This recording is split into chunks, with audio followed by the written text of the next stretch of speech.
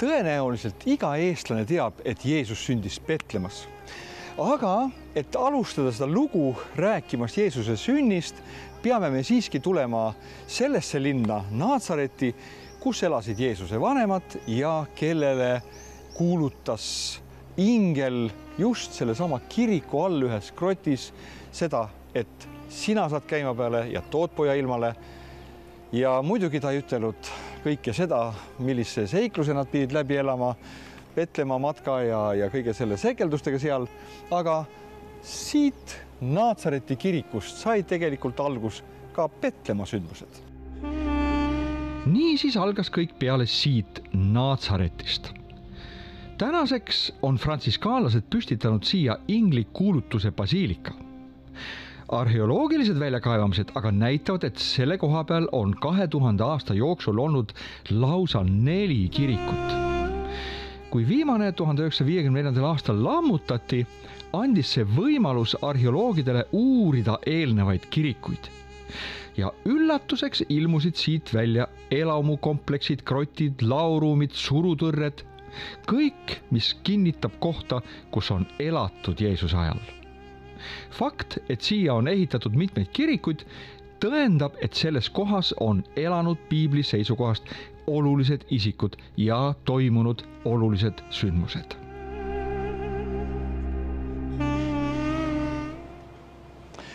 Niisiis siin oli kohas, kus ingel Gabriel ilmus Maarjale ja kuulutas talle, sa saad käima peale, tood poja ilmale ja paned temale nimeks Jeesus. Siin oli tema maja.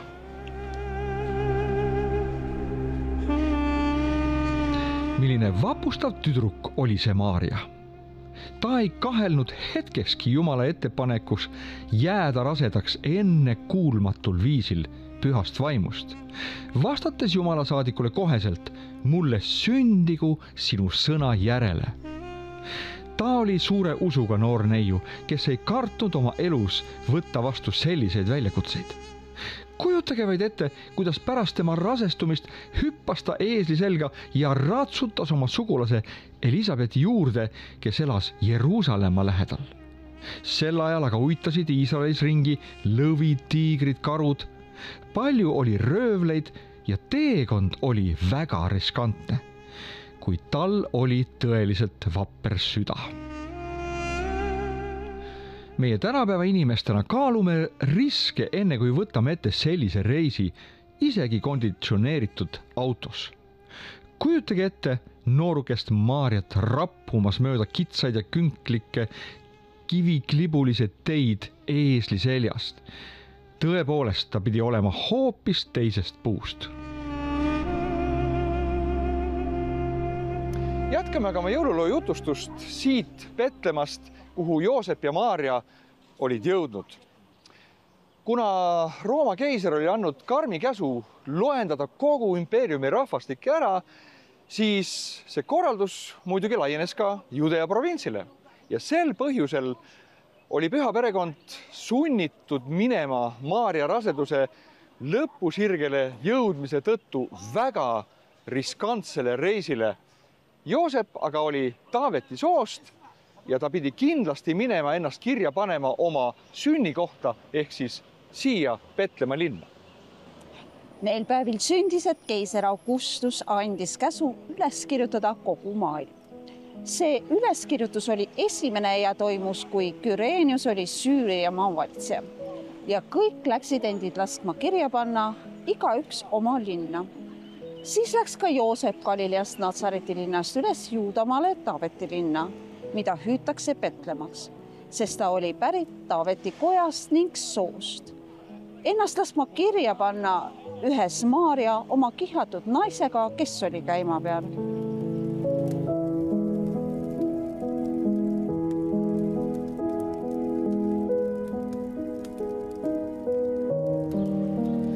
Petlemm aga oli väga vana linn, väga iidne, väga märgiline oma sündmuste poolest.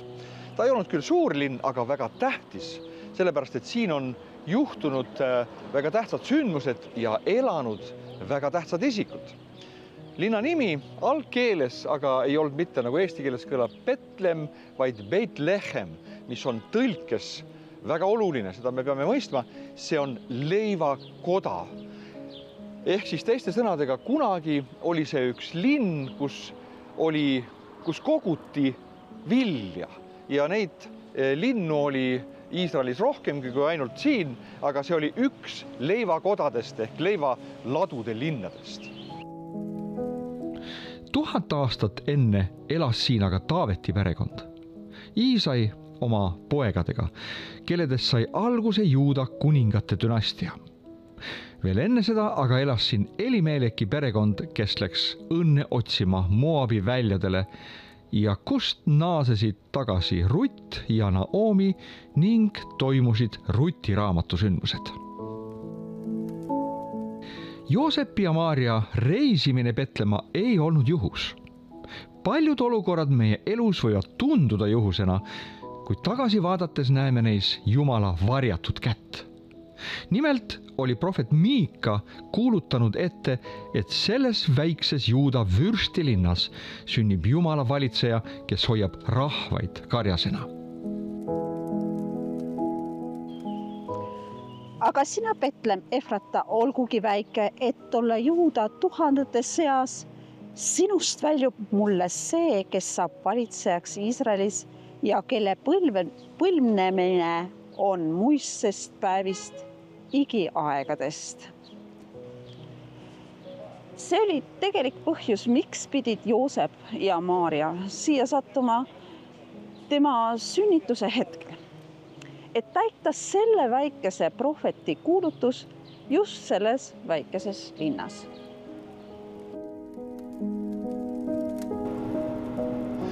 Kuid pühal perekonnal oli palju lihtsam pääseda Petlemma kui meil täna, sest Petlemm asub Palestiina omavalitsuse A-tsoonis, mis tähendab seda, et kõrge betoonmüüriga ümbritsetud ja isoleeritud linn on eraldatud eelkõige siit lähtuva terroriohu tõttu.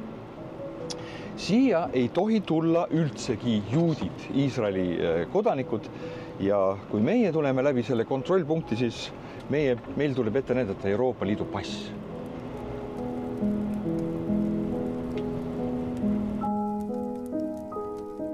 Keisri käsk pani liikuma tohutud rahvamassid, sest kõik pidid minema oma sünnikohta. Kujutame ette, kuidas ajal, mil reisimine ei olnud just kõige lihtsam, olid äkki väikeses Petlemma linnakeses suured inimmassid, kes kõik vajasid ööbimist, toitlustust, ka meditsiinilist abi. Tõenäoliselt olid Joosep ja Maaria hilised saabujad, sest reisi ilmselt aeglustas Maaria rasedus. Kohale jõudes leidsid nad, et kõik võimalikud majutuskohad olid juba hõivatud. Piiblisündmuste dateerijate kohaselt oli nende saabumise ajaaknaks september-oktoober. See laseb õhupallina katki meie kombe detsembrikuiseks jõulude tähistamiseks. Põhiline põhjus selle ajamääragu kohta on, et evangeeliumite järele olid karjased öösel väljas. Detsembris on aga Petlemmas külm ja jahedamal aastal on ka lund, siis ei viida karju ööseks välja.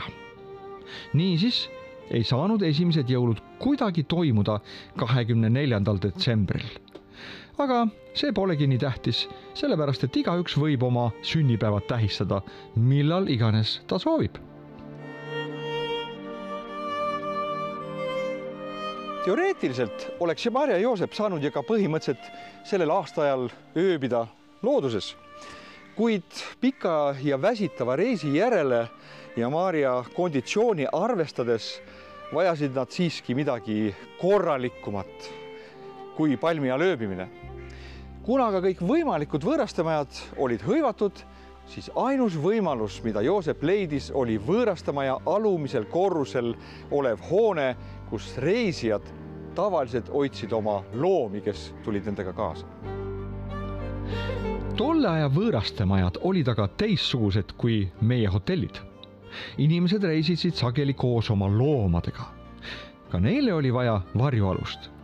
Nii oligi tüüpiline võõrastamaja plaan selline, et külaline ööbis teisel korrusel ja alumisel korrusel oli koht tema loomadele. Kuna aga kõik teise korruse toad olid hõivatud, leidis hotelli peremees ühe vaba loomade ruumi, kus külalisel ilmselt ei olnud oma loomi kaasas.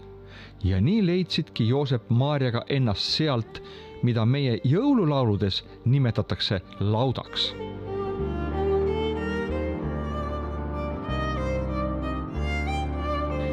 Esimesed inimesed, kes said teada Jeesuse sünnist, olid karjased, kes olid oma lammaste karjadega parajasti ööbimas väljal. Oleme tulnud traditsioonilisse kohta, mida kutsutakse Petlemma väljadeks. Kui me esimest korda tulime Petlemma, siis see oli minu jaoks suur üllatus, mida ma nägin. Minu vanaema ikka rääkis mulle Petlemma väljadest ja see oli kuidagi sööbinud minu mälusse ja ma kujutasin ette, et see on Petlemma selline lameda maastikuga nagu Eestimaa heinamaad enne jaanipäeva, kus ritsikad siristavad seal ja rohi kasvab nabani.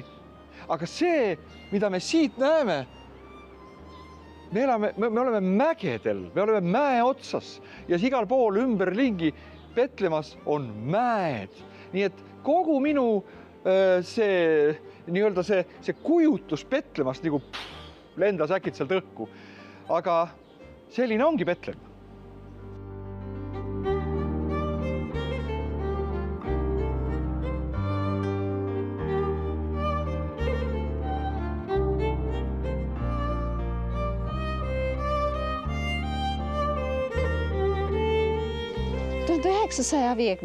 aastal valmis siia paika, mida tähistatakse karjaste väljadena Antonio Berlucci ehitatud inglite kirik.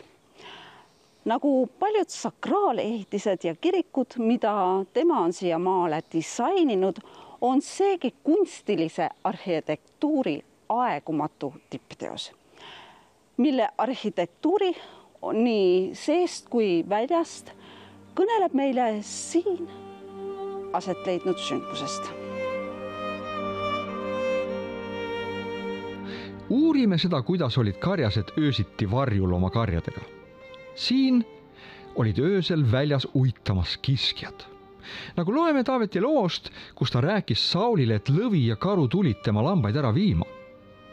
Muuseas, see oli just see piirkond, kus ka Taavet karjatses 1000 aasta eest oma isa lambaid. Kaitseks olid ehitatud müüritatud aiad, kuhu ööseks karjad aeti. Ainukesse avausse müüris heitis magama karjane. Just täpselt nagu Jeesus kõneles meile, et tema on lammaste uks. Nii oli ka karjane ainus, kellest üle tulles pääses aedikusse. Siin aga näeme väga korralike karjade hoidmise aedikuid, kus ei puudunud isegi valvetorn. Sellel kõigel on oma põhjus. Petlemmas kasvatati erilisi, väga puhtatõulisi karju, mida müüdi ohvriloomadeks Jeruusalemma templisse. Nende loomade hind oli kõvasti üle keskmise ja seepärast oli siia ka korralikult investeeritud.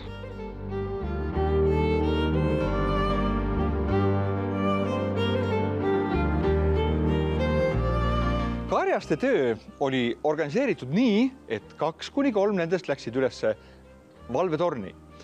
Nad võtsid kaasa soojad riided, tegid üles soojenduseks lõkke ja nad asusid valvama, et keegi ei tuleks lambaid röövima.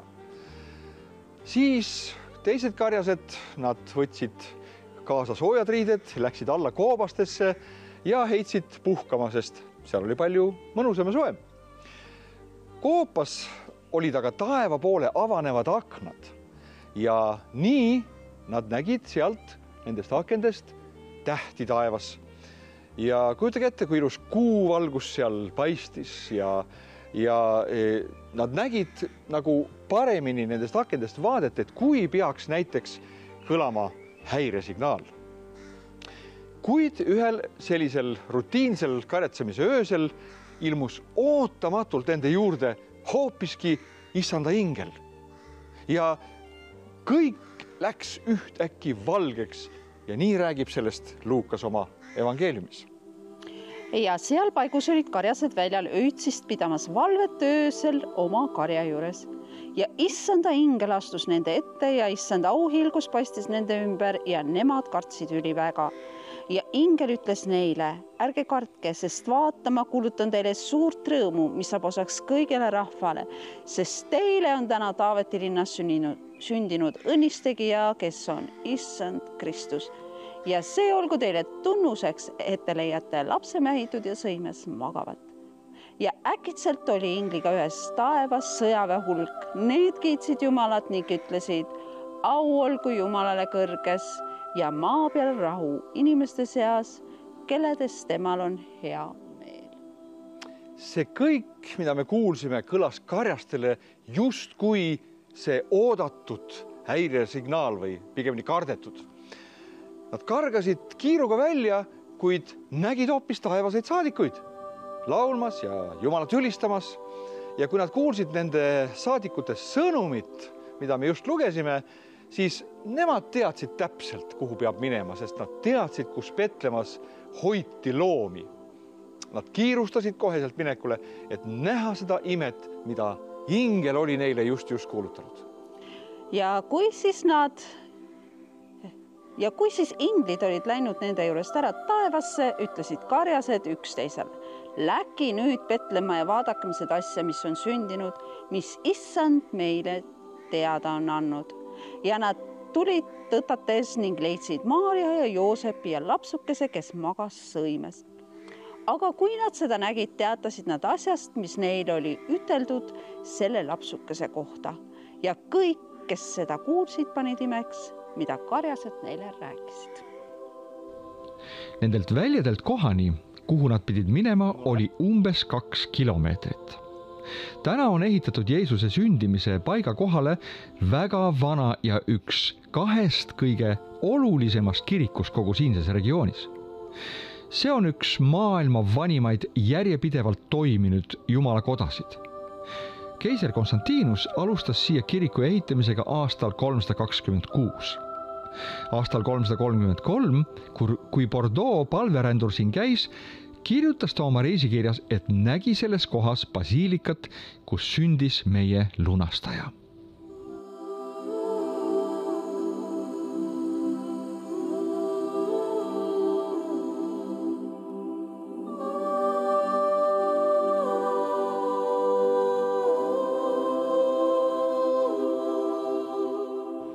Kirikusse sisenemine toimub just nii madalast väravast. See ei ole mitte sellepärast, et meid kuidagi alandada tahaks, aga selle värava nimi tõesti on alanduse värav. Ja see põhjus on selles, mitte et meid meelega tahetakse põlvili panna, vaid et keskajal saratseenid, nemad panid hobustega kirikusse. Siit sa hobusega kirikusse ei lähe. Tuleb kummardada enne, kui sa lähed kirikusse.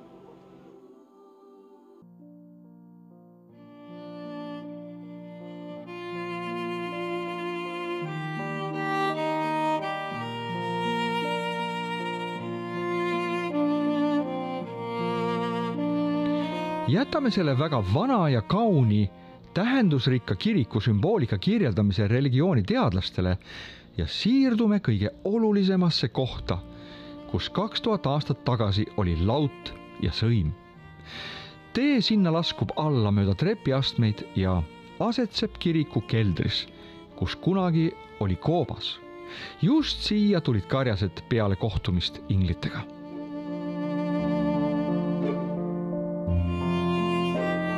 Täna on sõime asukoht märistatud suure õbedase tähedega seal all koopas.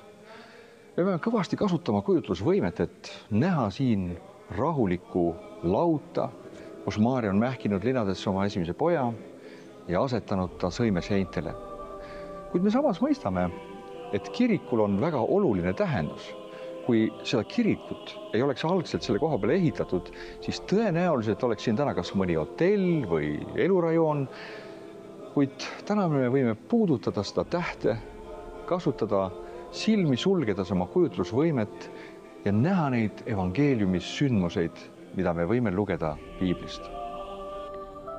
Just siin puudutasid karjased sõime, kus oli sündinud kõigi maailma rahvaste karjane. Siin linnas, kus mäegisid peatselt templis minevad lumivalge villaga süütud ohvritalled, sündis ohvritall, kes kannab kogu maailma patu.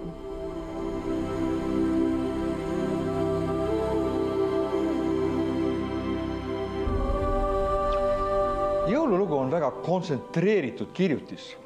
Kui me hoolega ei pane tähele selle detaile, siis me võime ekslikult arvata, et karjased ja targad olid seal kohas, kus Jeesus sündis samal ajal ja samal öösel ning kummardasid üksteisega koos siis Jeesust. Kuid evangeeliumid täheldavad, et kui targad jõudsid kohale, siis oli Jeesuse perekond juba mitte enam laudas, vaid majas, mille kohal oli pidama jäänud täht, mis andis tarkadele juhtnöörid või suuna, kuhu poole minna, ehk siis midagi meie GPS-punkti taolist. Kõiki linnahotelle täitvad külalised olid nüüdseks lahkunud ja nad olid leidnud enesele elamise kuskil majas. Võimalik, et nad said elada ka kusagil Joosepi sugulaste juures, sest et ta oli ju siit pärit. Tõenäoliselt ei kiirustanud nad tagasi Naatsaretti, sest nad pidid templis oma esmasündinud poega Jumalale pühendama. Tema eest seaduskohast esmasündinu lunastusohvrit tooma ja teda ümber lõikama.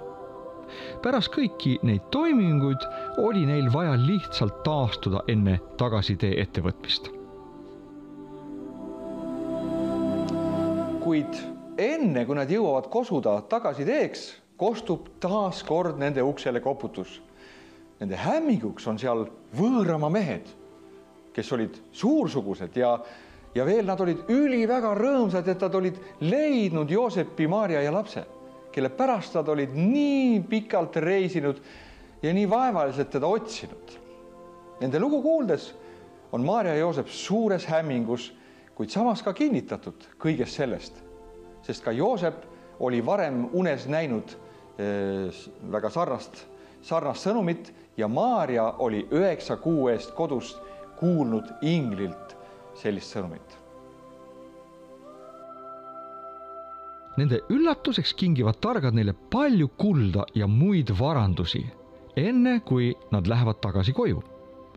Nende rikkalik and on pühale perekonnale suureks abiks, sest nad ei teagi, et nad ei saa oma koju Naatsareti naasta tagasi veel nii pea. Tere tulemast Egiptusesse, Joosep, Maarja ja Jeesus. Oleme praegu Siinai kõrbes, kus oli neil ennast hea peita, sellepärast, et vaevalt oleks nad läinud elama kusagile pealinna Egiptuses, kuskil Vaarao lähedusse, sellepärast, et Herodes Suurel olid siiski väga head sidemed ka Egiptuses ja siin oli neil ennast hea peita. Sest mõelge, isegi siis, kui nad läksid tagasi oma kodumaale, ei läinud nad elama Jeruusalemma, vaid kaugele põhja Naatsaretis, sest nad ikka kartsid veel Herodese klanni kättemaksu. Kus ja kuidas nad elasid Egiptuses, sellest ei ole meile evangeeliumites räägitud. Kuid loogiliselt võiks järeldada, et nad hoidsid siin küllaltki madalat profiili.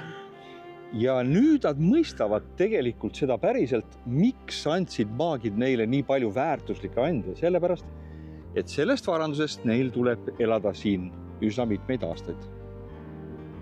Kuid nende Egiptuse periood oli väga oluline, sest sellest oli ette profeteeritud nii. Ja nad olid seal kuni Herodese surmani, et läheks täide, mis issand on rääkinud prohveti kaudu, kes ütleb: Egiptusest ma kutsusin oma poja.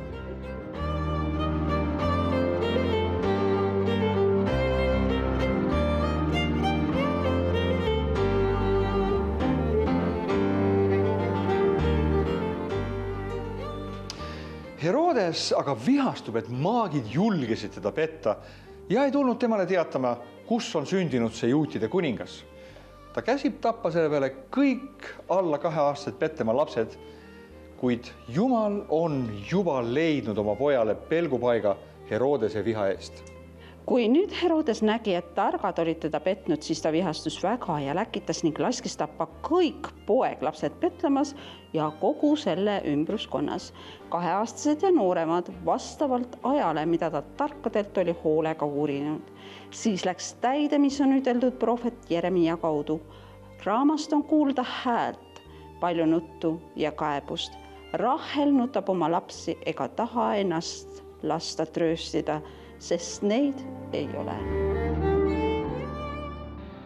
Arvestades seda, et Betlem oli väikelinn, kus võis elada mõnisada inimest, ei saanud selles vanuses rohkem lapsi siin olla kui vaid mõned tosinad.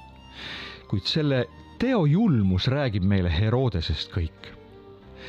Mitmed ajaloo uurijad on seda meelt, et Herodes pidi olema juba haige oma kohutava haigusega, kus ta mädanes elusalt suurtes valudes ja peatselt sellesse ka suri, pärast kui ta oli selle julma käsu väljastanud.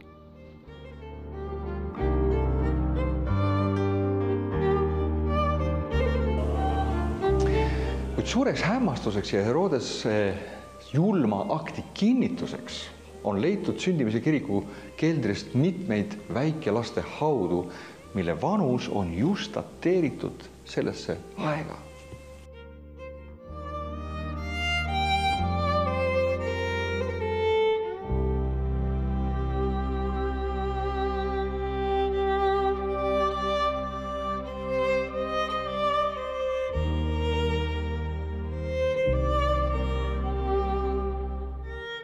Mida küll peaks ütlema selle imelise jõululoo, sünniloo kokkuvõtteks?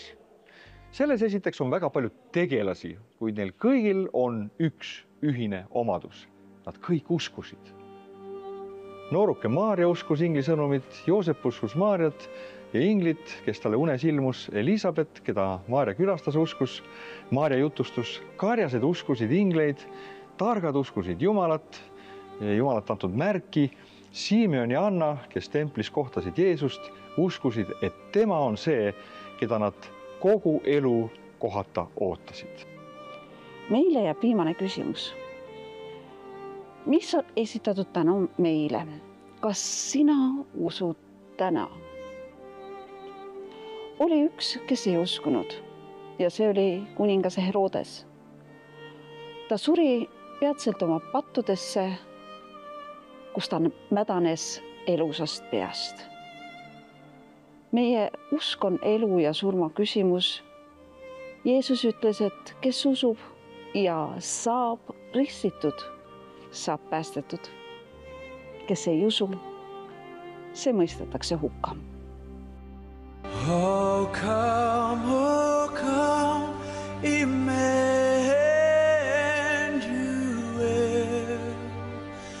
and ransom captive Israel